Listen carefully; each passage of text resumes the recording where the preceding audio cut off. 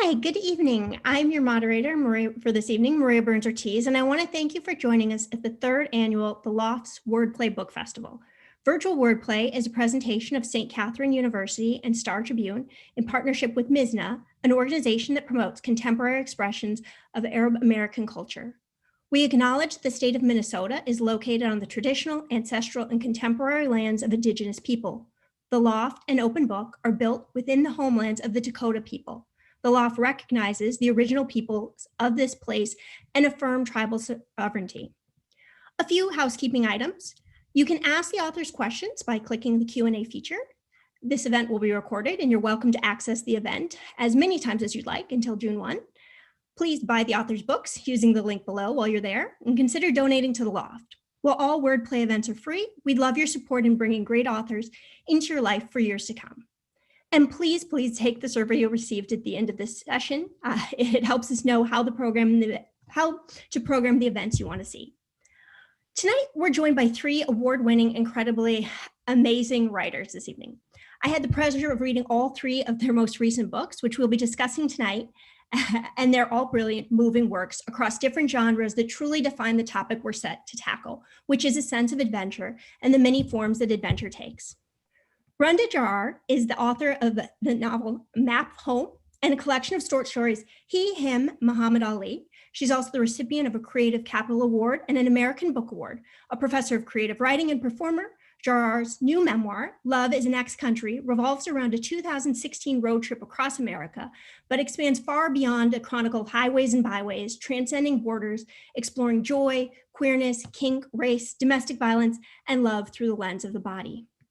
Hua Wen is the author of multiple books, including Red Juice, Poems, 1998 to 2008, and Violet Energy Ingots, which was nominated for a Griffin Poetry Prize. Her newest book, 1,000 Times You Lose Your Treasure, is a poetic meditation on historical, personal, and cultural pressures pre and post Fall of Saigon, with verse biography on the poet's mother, a stunt motorcyclist in an all-women Vietnamese circus troupe. And Maggie Shipstead is the New York Times bestselling author of the novel Great Circle, which was released yesterday. Happy book birthday, and is an epic in terms of both story and creative work that centers on Marion Graves, a pioneering and barrier-breaking pilot in the first half of the 20th century. Her other books include Astonish Me and Seating Arrangements, which won the Dylan Thomas Prize and the LA Times Book Prize for First Fiction. She's a graduate of Harvard and the Iowa Writers Workshop, a former Wallace Denger Fellow at Stanford, and the recipient of a fellowship from the National Endowment for the Arts. Thank you so much all for being here today. The theme of this panel is a sense of adventure, and I think anytime a writer undertakes a new project, you're embarking on an adventure. So the first question I have for all three of you this evening is tell us about the journey that led to you writing your book. And Maggie, since your book came out yesterday, I'll start with you. Sure, yeah. This book is very much the product of both literal and figurative journeys and adventures. I started writing it in the fall of 2014 with absolutely no intention to write something so long and complex. I'd written both my other books in sort of under a year. And I was like, I'm just a person who writes books in a year. And it turns out that was not true. It took me 3.5-ish years to write the first draft of this book, which was 980 manuscript pages. And it's no longer that long. But it concerned a pilot who disappears in 1950 while trying to fly around the world north-south over the poles. So part of what went into the project of writing it was learning more about these places and in many cases actually going to them. And so during the time I was writing the novel, I also started writing for travel magazines, and I especially wanted to get to Antarctica and to the Arctic, which I managed to do. And yeah, I never planned before I write, so I just sort of have to start, just like building a house with no blueprints. So, you end up with some hallways to nowhere and some turrets and things like that. So then it was several years of revision and compressing and just wrangling the beast. So it was by far the most difficult thing I've ever done. And there were plenty of days where I just felt completely overwhelmed and I had to just learn how to take it one day at a time. Great. And Rhonda, what about you? So we're talking about the journey of writing our books. Yeah, the journey that, yes. So a lot of my book began as essays in 2012. Um, I, was like looking at America, kind of watching it unravel. I think 2012 maybe was the Boston bombing. I don't remember, but I remember writing an essay about it, and about how when they found the bomber finally, he was hiding inside a boat. And the kind of like intriguing thing there with him being the youngest son of immigrants and me being the oldest daughter of immigrants, and our differing experiences. And then just realizing in 2015, when I was at the Lannan Foundation residency in Marfa in West Texas, that what I actually had was a memoir, and that all of these essays were just chapters, and they were all revolving around this idea of an unraveling country, and wanting to write, a book of nonfiction from my point of view, just kind of owning the different ways that my intersecting identities exist. And I don't really see a lot of books about it. So I was like, well, I could wait for a fat femme, half Palestinian, half Egyptian memoir, but I could also just write that. So that was really, those were the early 5 years. And then the next 5 years were just the torture of actually like writing the book. So Yeah. Yes. Well, and what about you? What led you to writing that, your journey for your book? Yeah, my book, A Thousand Times You Lose Your Treasure, was unlike my other books of poems in that it began with the proposal to write about the Vietnamese diaspora and what it meant. Meant that I was also thinking through what it means to document as a poet. It meant to also consider what's retrievable, or even what that means, retrievable, irretrievable, how things are related from memory and tellings and retellings, and what gets told and what doesn't get told. Particularly when you're talking about a time that's sparked by great historical event that also has features of great trauma. There's missing information. There's cultural and language barriers. So this is a shape that I've been thinking about, aspects of story, but I also understood that it needed occasions of investigation and encounters with place and memory, my mother's among them, but also recovered personal archive and other forms of investigation. And but at the center was an inspiration to evoke my mother's life as a celebrated stunt motorcycle rider who performed in a circus with an all-woman motorcycle troupe called Hung Viet from 1958 to 1962, around there, who then later leaves Vietnam at the height of the American War there, taking with her her mixed-raced child, me, to never return home. And her story has all of these features of hero, a person of extra human qualities living through exceptional times. But it wasn't necessarily a story I wanted to tell about individualism or as biography, even as I wanted to represent her strength and triumph and courage. I wanted instead to have an orchestration that could provide intersections of understanding that also intersected with perspective and processional time. And so the poems in A Thousand Times You Lose Your Treasure became a kind of complexity and a mix of modes that could contain and address historical violence and these tremendous events of loss and displacement without particularly centering them. right? Because really the acts of attention that the poems provided were a way out of silence and silencing to center Vietnamese perspectives and particularly a female embodied, voice as well.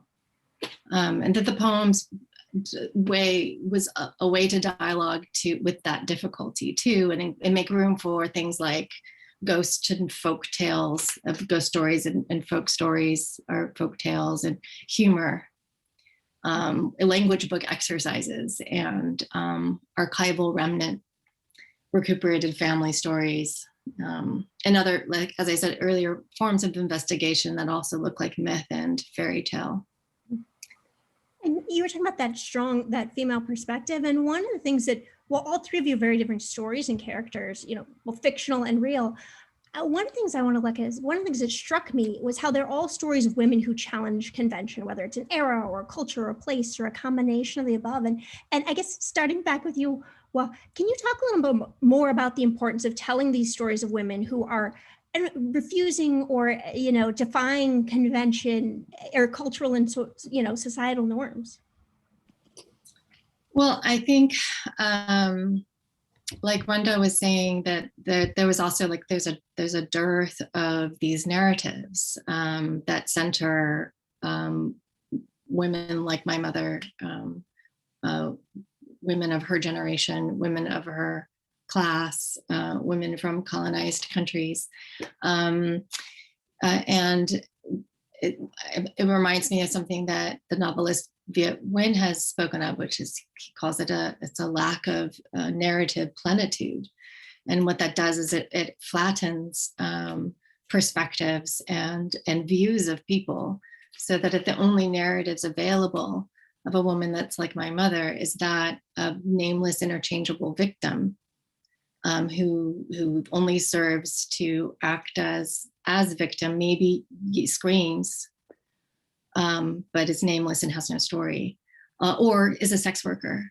There's always this hyper fetishization and violence associated with women of the Vietnamese diaspora that I think is part of the reason of my motivation of writing the book the way I did.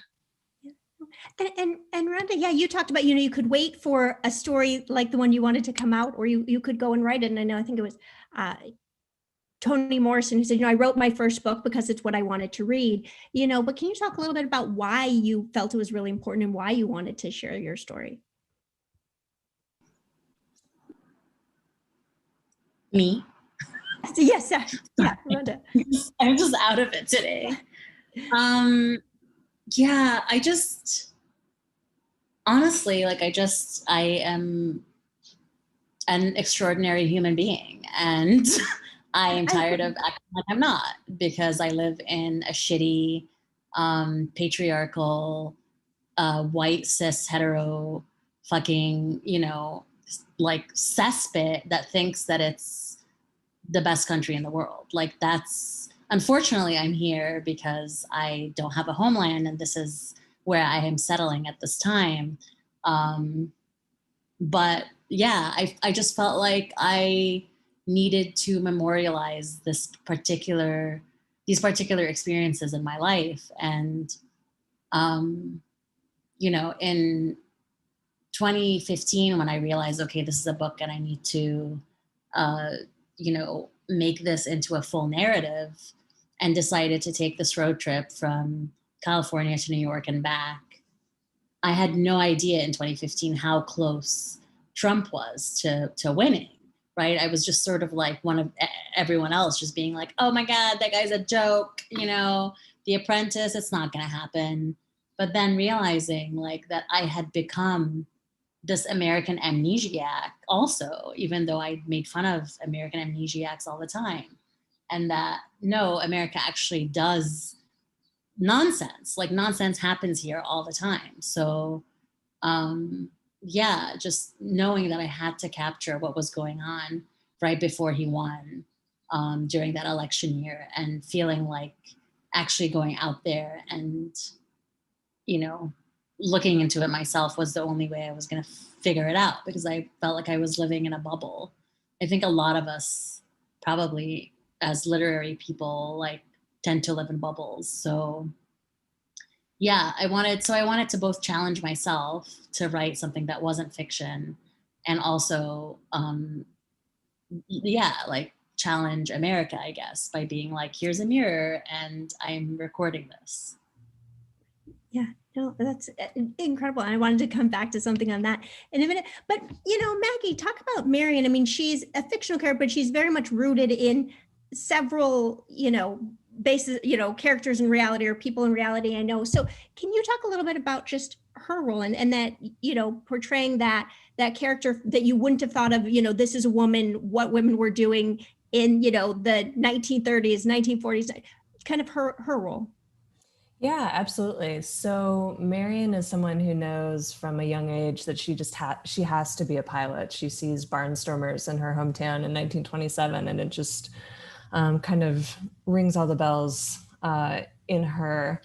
And the very sort of seed of the book was I had been traveling in New Zealand in 2012 and was working on a different project, and it just sort of died on me at some point. And so I was at the airport getting ready to fly back and feeling sort of sorry for myself because I didn't know what I was going to write. And there's a statue there of a pilot named Jean Batten, who was the first person to fly solo from England to New Zealand in 1936. And I just sort of thought I should write a novel about an aviatrix.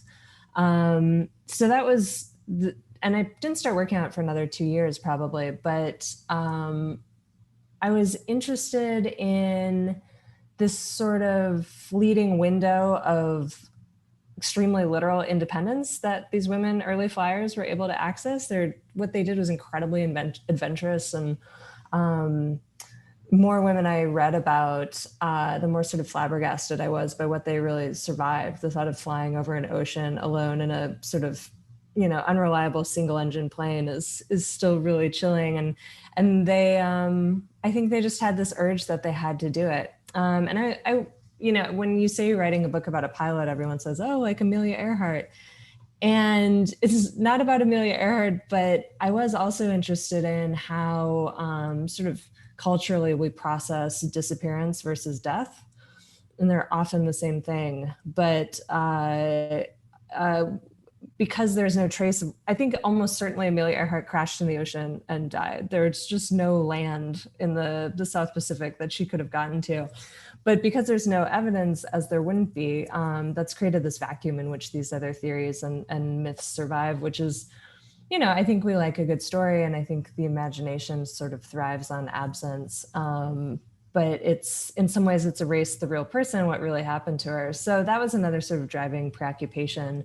But yeah, Marion has this very feral childhood and has sort of no idea that her gender will prove any kind of limitation. So she's genuinely taken aback when she's a teenager and is trying to learn to fly, and nobody will teach her. And so her life becomes about the incredible effort it takes to lead an unorthodox life in this era, and today still. And she has to constantly be protecting her freedom, while at the same time sort of negotiating and making the sacrifices she needs to make in order to do what she wants.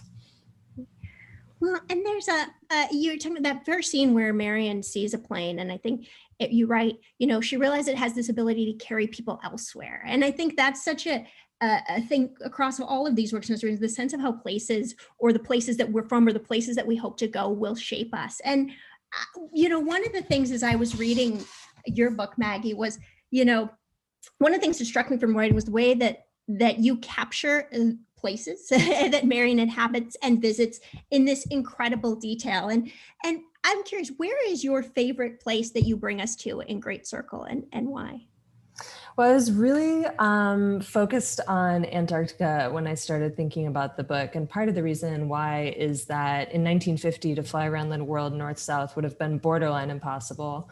And the problem would have been Antarctica, because you'd have to fly from South Africa across the continent to New Zealand.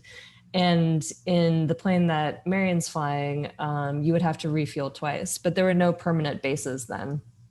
So I was really concerned with plausibility. And so I timed her flight with a real expedition that was in East Antarctica. And then there were these sort of abandoned expedition bases on the other side of the continent, which would have had cached fuel.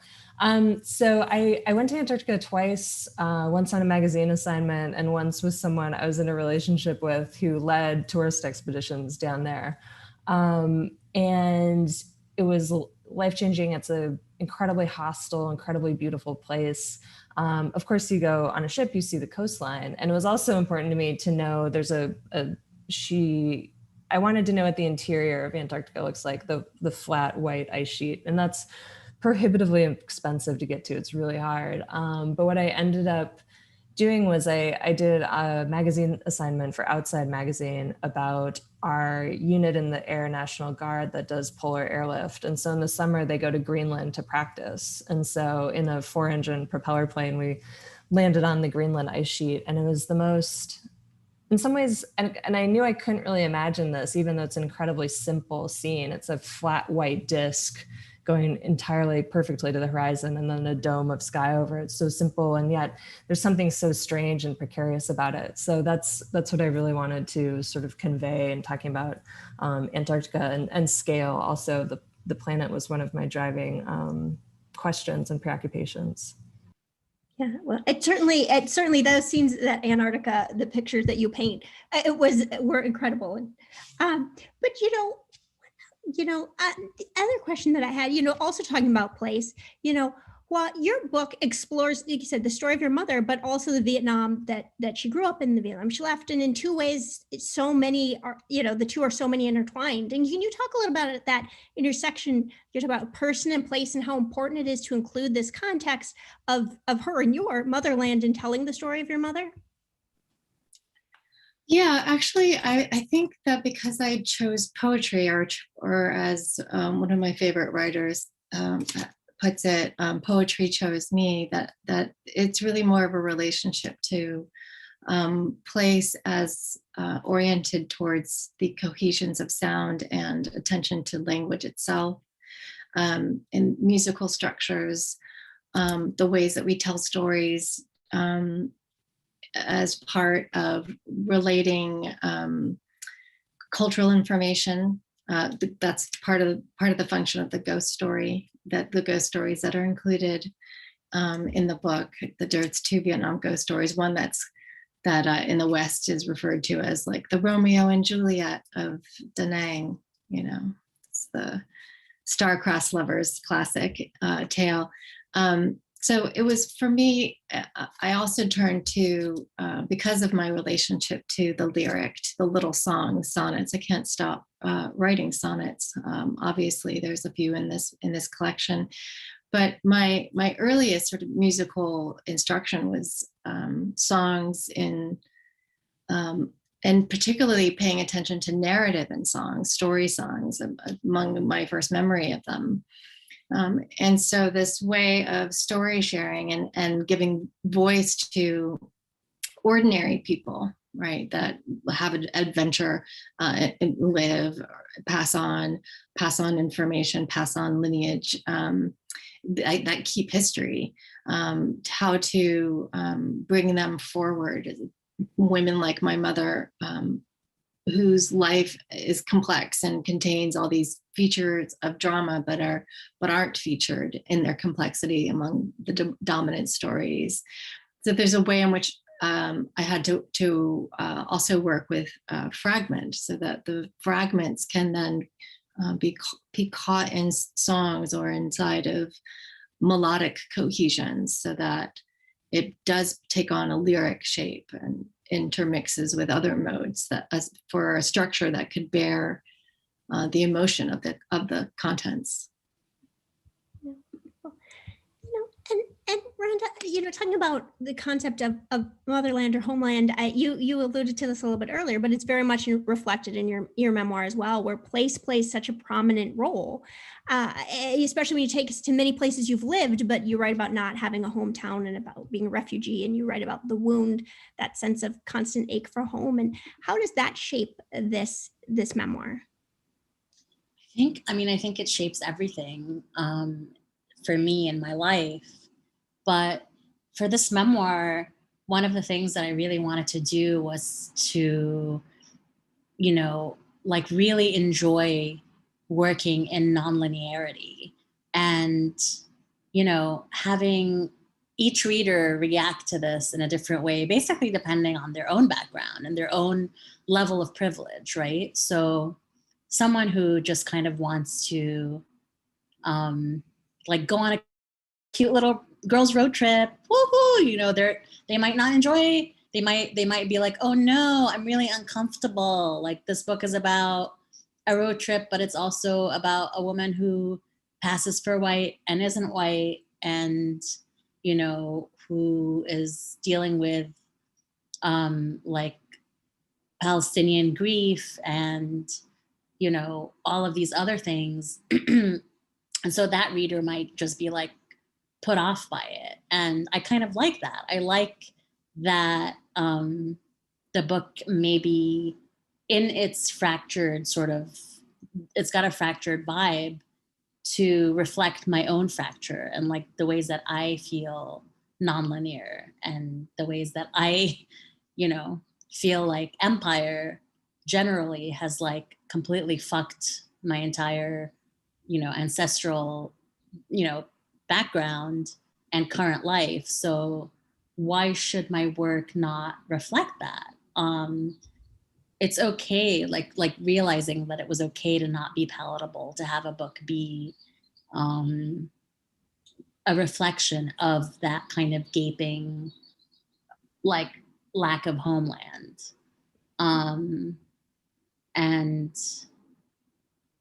yeah, just really enjoying having it be so many vignettes that on the surface might seem like they're not connected, but for me, like stitching them together, right, for the 2 years when I was editing it was just so fun. It was like, you know, I just really loved putting all of these little pieces together into this mosaic that accurately captured, you know, my own experience of going through this country, and also like living here from the age of 14 to now and how that's affected me. So yeah. Well, and you were talking about, I think that's true. You know, so many different moments are going to appeal to so many different people. And like I said, what resonates with one person depends on what their personal experiences is and what their background is. And one of the things that I thought was really interesting as we go through this book and going, you know, across America, but through the moments that you recount here, it feels like as we go on this journey, you know, in the end, especially when you're talking about your family things, I wouldn't say everything ends perfectly, but there's a happiness and a joyfulness there. But it's also set against this backdrop of the post 2016 election, Trump coming to power, and what that might mean for so many of these communities that you talk about, you know, refugees, immigrants, LGBTQ, Arab Americans, women. And the election is kind of looming in the background as part of the inspiration for this trip. And we don't necessarily have the same feeling at the end about the country you've just traveled. And I'm curious, what were some of the things you felt like you learned about America, for better or worse, during this process? Just how deeply, deeply racist and messed up this place is. Like, I think because depending on where I am, I pass, I just heard people say the most like just egregious, messed up shit on the road. And just it was just very surprising because I felt like I was kind of giving people the benefit of the doubt a lot of the time, and maybe was a little naive about the level of racism. But yeah, just learning, you know, like driving through reservations and settlements, and like just learning about ways that Indigenous people have resisted or did resist, you know, for a long time. Also, around this time, I was still dating men, which I'm not anymore. And they suck everywhere, like all over the country. Like it's not, I have friends who are like, oh, I'm going to move to New York because the dating is better there. No, I'm going to move to LA because the dating is better there. Or I'm going to move to Chicago because the dating is better there. Like, I'm just like, straightness is a disease. It's a choice. And, you know, just realizing that patriarchy is so ill that it permeates everything. And unless someone is working really hard to undo that and dismantle that, yeah, we're not really going to move forward. So that was really surprising. Well, and just I like the candor of that answer as well. But and so just so that the audience knows, in about 5 minutes we're going to open it up to Q&A. So if you want to put your questions in there as well. But and kind of transitioning over here, but Maggie, you talked about the amount of time, you'd said, you thought yourself one book a year kind of person, and 1 year to write a book, and just the undertaking of this, and I know it was a labor of love. Maybe at times didn't quite feel as much like love, but I'm curious, what was it about this story that kept driving you, pushing you as you were working on this piece? And like you said, especially over 900 pages, and then what was it that kept you going? I think it was interest in the characters. You have to have chemistry with the characters. And I was interested both in Marion and her.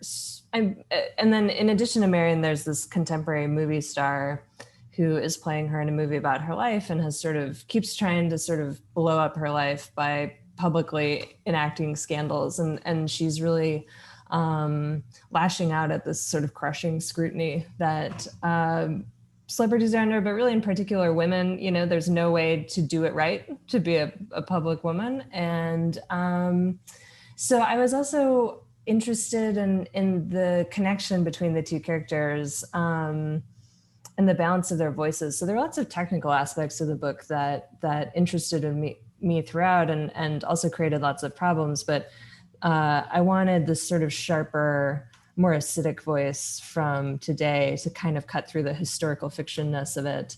And I also wanted that contemporary character to be this lens looking back on someone who's been lost, and to get at the idea of how much we take with us when we die. Basically, all our thoughts and experiences go with us.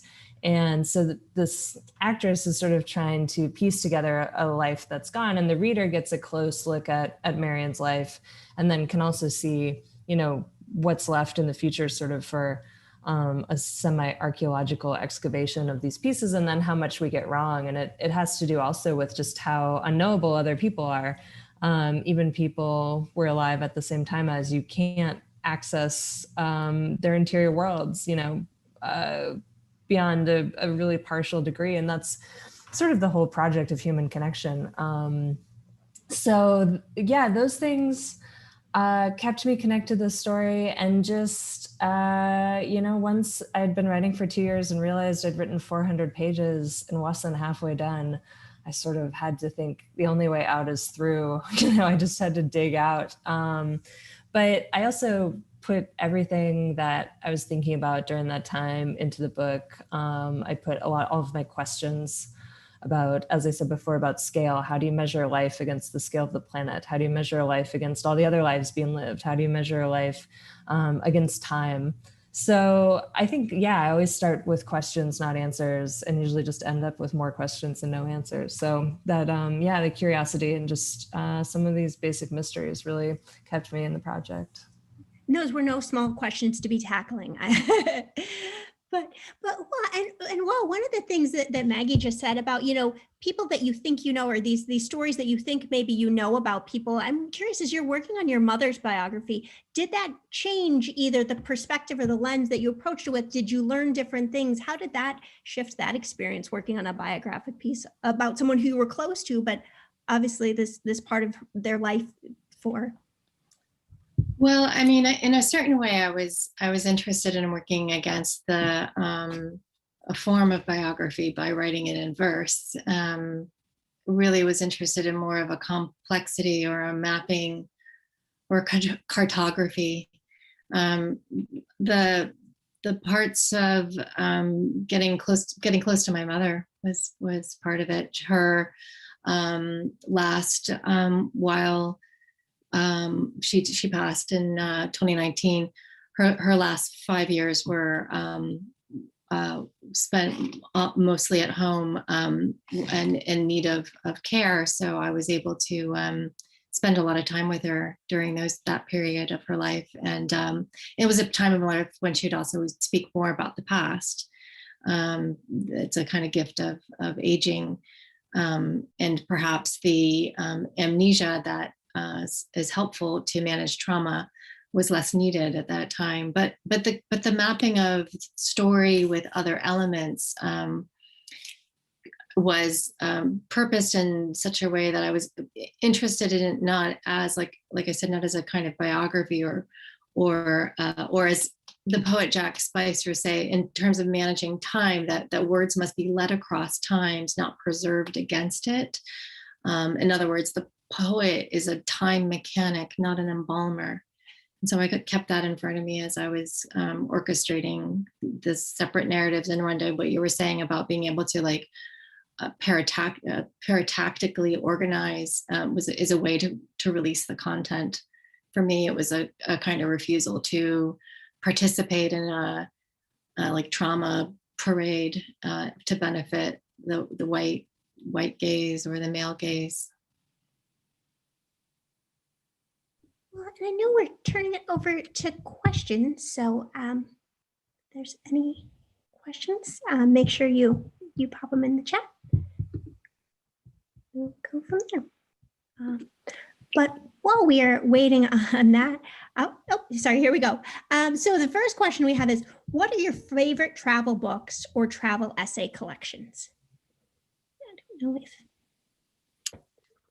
Well, if I could just finish a thought I had that I wish I had added to the last thing I had said about how I was orchestrating the book. And that instead that I was interested in a kind of evasion or transformation, and speaking across time.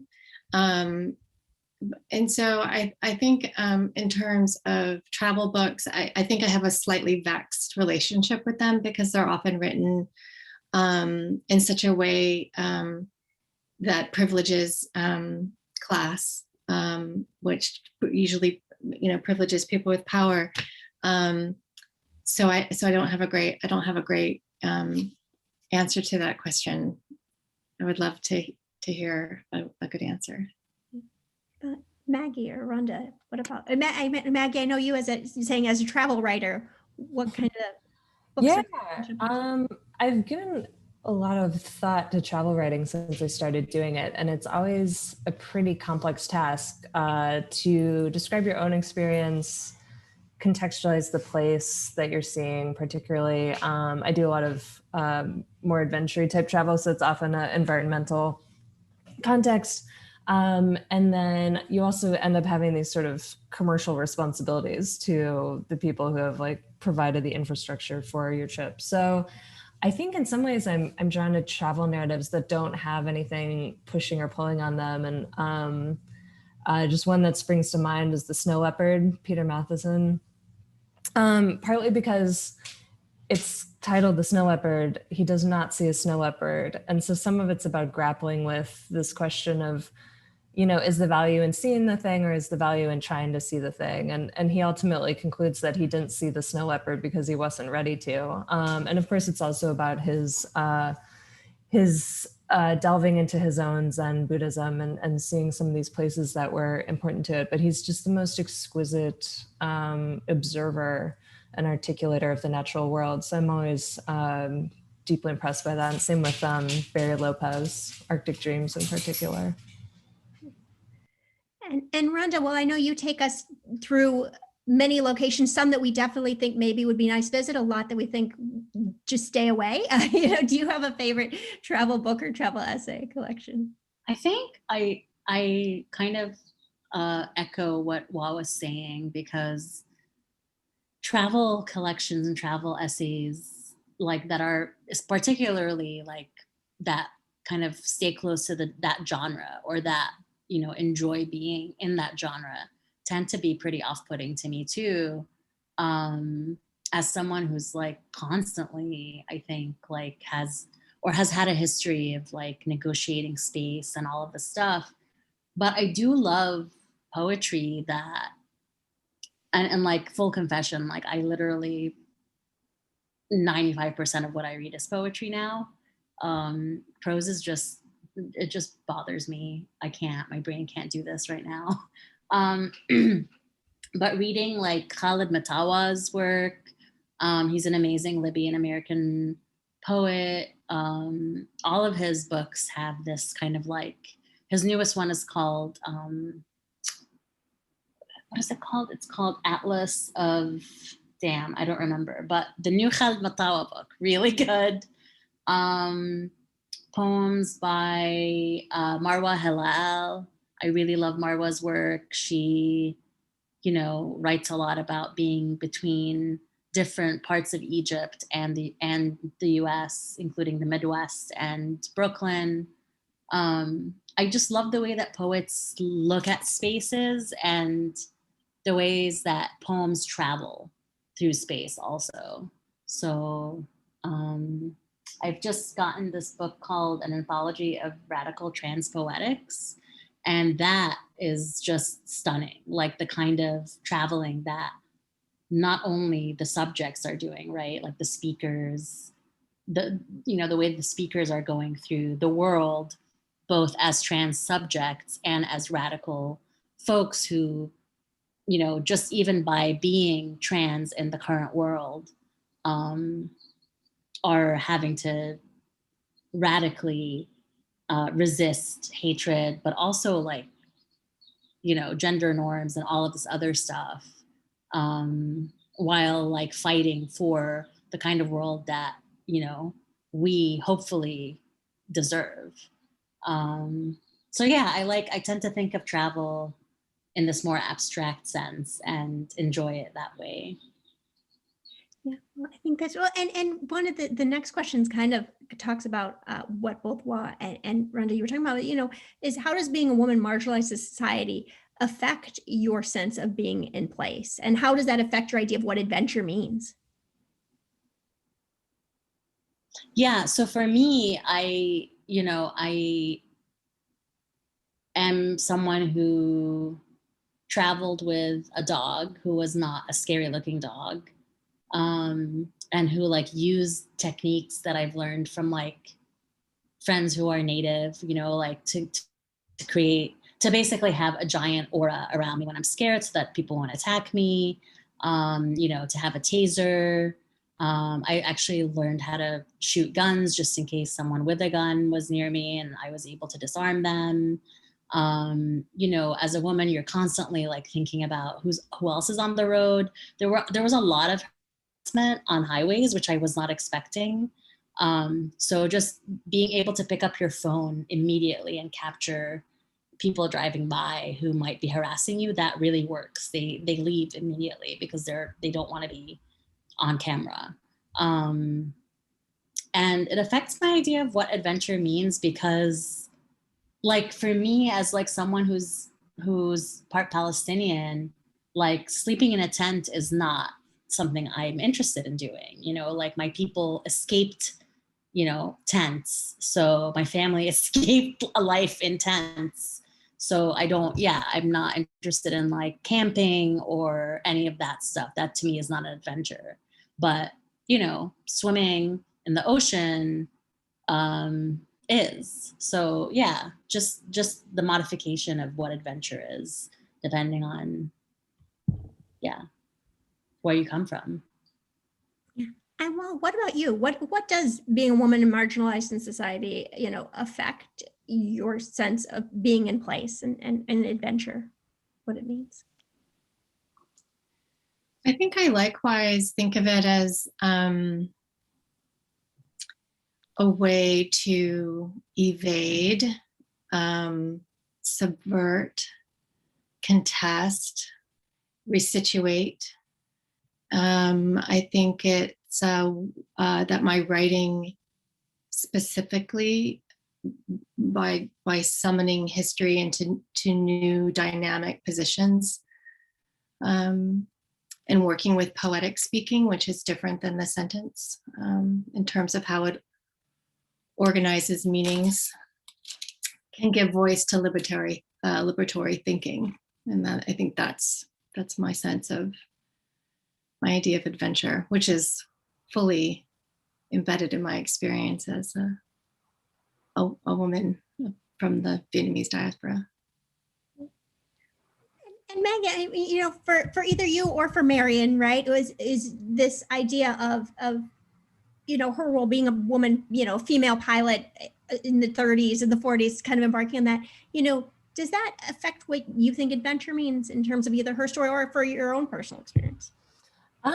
Yeah, I've been thinking that I'm really drawn to these sort of stark, empty landscapes and drawn to seeing wildlife. That's like what I always pitch. And I think some of it is because I'm kind of fundamentally not a people person. And so I think the sort of most famous travel writers that are most mainstream are these connections with sort of everyone they meet and tolerate just anyone accosting them on a train. It becomes a story, that sort of thing. And for me, I find that so uncomfortable. And so I think I seek out a form of adventure that's about emptiness and being in places where people aren't and interacting with other species. That has, as I've done more of that, it's sort of shifted my sense of what's possible for myself and my place in the world. And so I'd never thought about it because there are risks involved with remoteness and harsh climates and wildlife and all the sort of rickety forms of transportation you need to get into them. But there's also this sort of safety to it, and it's the safety of emptiness and nothingness that I'm really captivated by. And I absolutely love this next question that we just got, which is, in some ways, each of your books explores defying a set of norms. What is the line between defiance and adventure?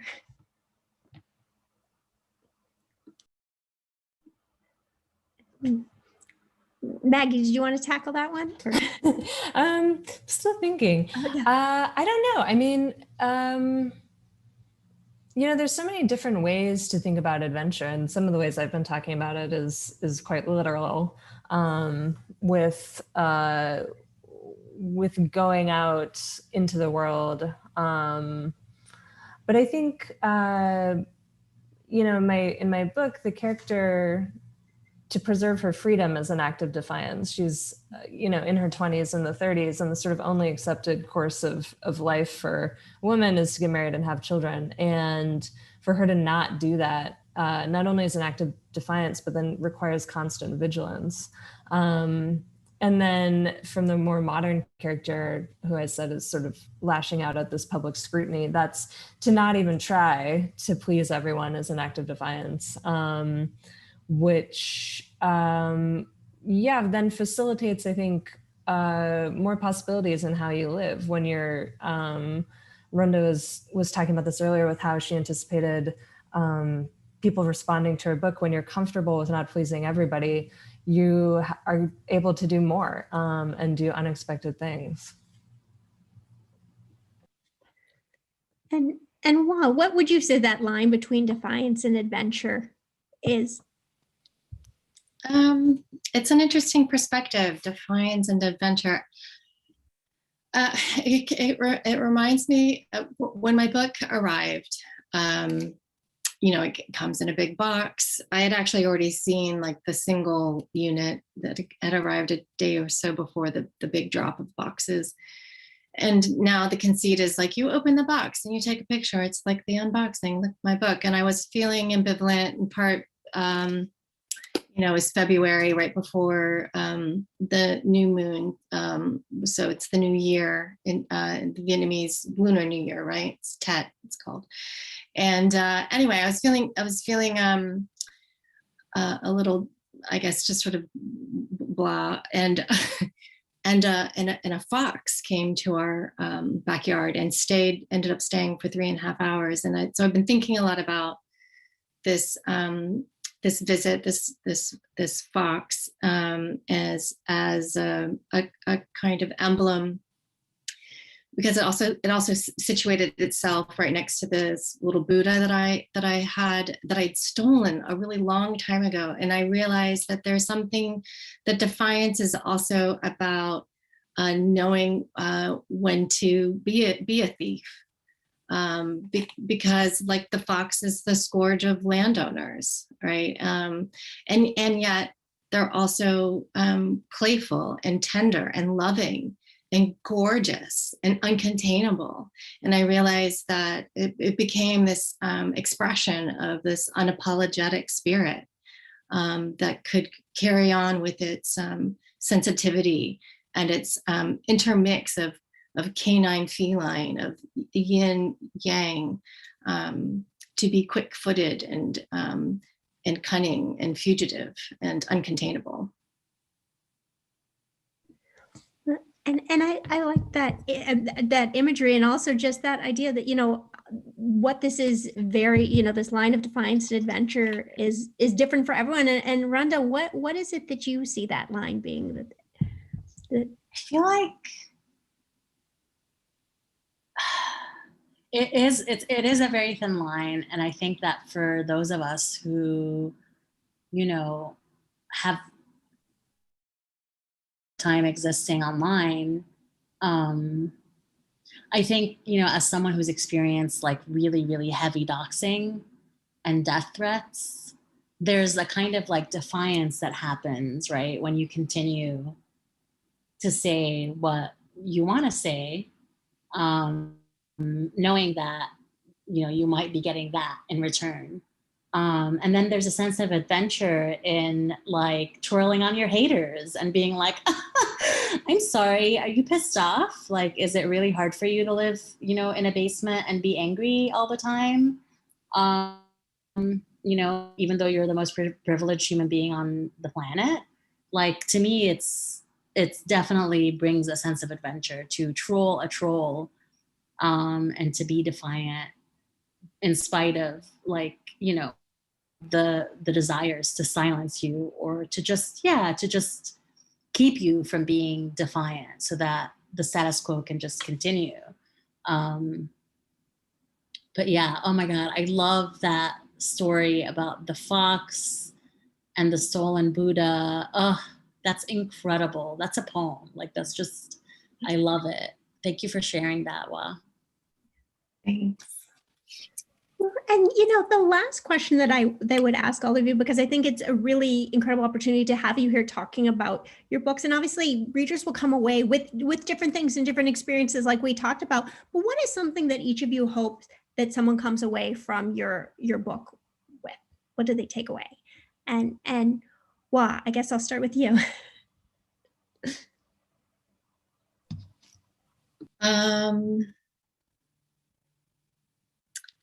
Yeah, what do well, I think I wrote, I particularly wrote this book for